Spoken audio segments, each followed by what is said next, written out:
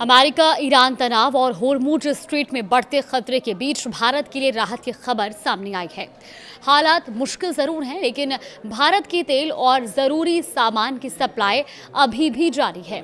नमस्कार, आप देख रहे हैं न्यूज़ 18 का डिजिटल प्लेटफॉर्म और मैं हूं आपके साथ जागृति खंतवाल। देखिए, युद्ध विराम के बाद भी होर्मुज स्ट्रेट पूरी तरह सामान्य नहीं हो पाया है और इस अहम समुद्री रास्ते पर आवाजाही काफी हद तक प्रभावित है। इसके बावजूद भारतीय जहाज लगातार इस रास्ते से गुजर रहे हैं ताकि देश में ऊर्जा और जरूरी सामान की आपूर्ति बनी रहे। होर्मुज स्ट्रेट दुनिया के सबसे महत्वपूर्ण समुद्री मार्गों में से एक है।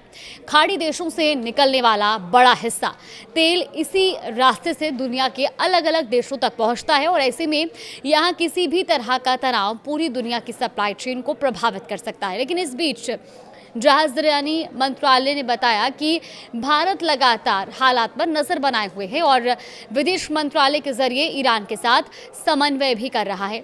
जरूरत और प्राथमिकता के आधार पर जहाजों की आवाजाही तय की जा रही है।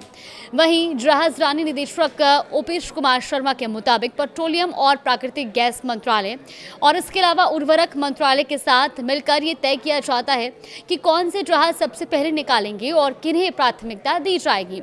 सबसे अहम बात यह है कि इस समय होर्मुज क्षेत्र में करीब 13 भारतीय झंडे वाले जहाज मौजूद हैं। इनमें एलपीजी टैंकर, कच्चा तेल लेकर चलने वाले टैंकर, कंटेनर जहाज और बल्क कैरियर और एक ड्रेजर शामिल है।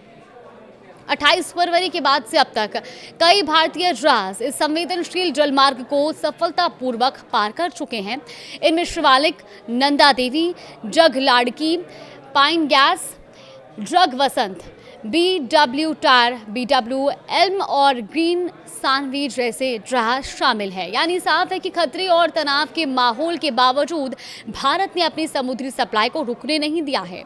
एक तरफ जहां 13 भारतीय जहाज अभी भी होर्मुज क्षेत्र में मौजूद है, तो वहीं दूसरी तरफ 28 फरवरी से शिवालिक, नंदा जैसे जहाज अब तक इस मार्ग को पार कर चुके हैं और सरकार का भी कहना है कि ज़रूरी तेल और अन्य आवश्यक सामान की सप्लाई बनाए रखने के लिए लगातार समन्वय और निगरानी की जा रही है। तो कुल मिलाकर चुनौती बड़ी है, लेकिन भारत अपनी ऊर्जा सुरक्षा और सप्लाई चेन को बनाए रखने में जुटा हुआ है।